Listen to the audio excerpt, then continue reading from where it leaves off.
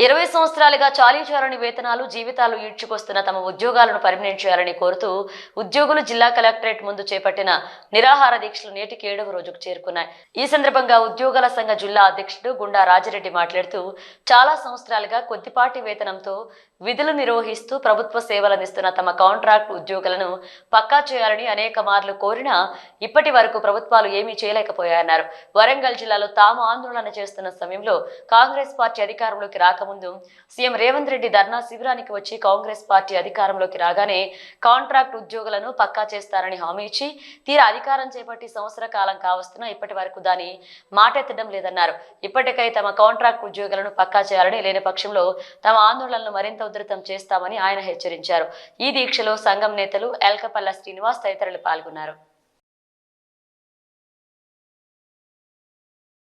Rule of reservation roster come merit ద్వారా మేము ప్రభుత్వ ఉద్యోగులు ఏ విధంగా అయితే రిక్రూట్ అవుతారో ఆ విధంగానే మేము కాంట్రాక్ట్ బేస్లో మేము 18 సంవత్సరాల నుంచి ఆ రోజు రిక్రూట్ కావడం జరిగింది.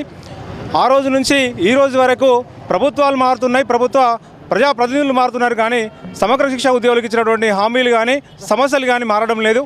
అయినా అప్పటి నుంచి ప్రభుత్వానికి కూడా మేము ప్రతి సంవత్సరం కూడా మేము ప్రభుత్వానికి రిప్రజెంటేషన్ చేస్తూ ఉన్నాము. ప్రభుత్వాలు వస్తున్నాయి, మా సమస్యలన్నింటినీ కూడా ప్రభుత్వ ప్రజాప్రతినిధుల ముందు ఉంచుతున్నప్పటికీ కూడా హామీలు ఇస్తూ ప్రభుత్వాలు గద్దెలు దిగుతున్నాయి, కానీ సమగ్ర శిక్షా ఉద్యోగుల యొక్క పరిస్థితులు మాత్రం మారడం లేదు. బీఆర్ఎస్ ప్రభుత్వంలో కూడా 25 రోజులు సమ్మె చేసినప్పటికీ గత సంవత్సరం 25 రోజులు సమ్మె చేయడం జరిగింది. ఆ ప్రభుత్వం కూడా సమస్యలను ఎప్పటికీ కూడా నెరవేర్చకపోవడం, ఆ సంవత్సరము ఇప్పుడున్నటువంటి గౌరవ ముఖ్యమంత్రి వర్యులు రేవంత్ రెడ్డి గారు హన్మకొండ దీక్ష శిబిరానికి విచ్చేసి మీ సమస్యలన్నీ కూడా మేము తీరుస్తాము, కాంగ్రెస్ ప్రభుత్వం వస్తుంది, మీరు పొద్దున 1 గంట సాయంత్రం 1 గంట పనిచేయండి కాంగ్రెస్ ప్రభుత్వం రావడానికి అని చెప్పడం జరిగింది.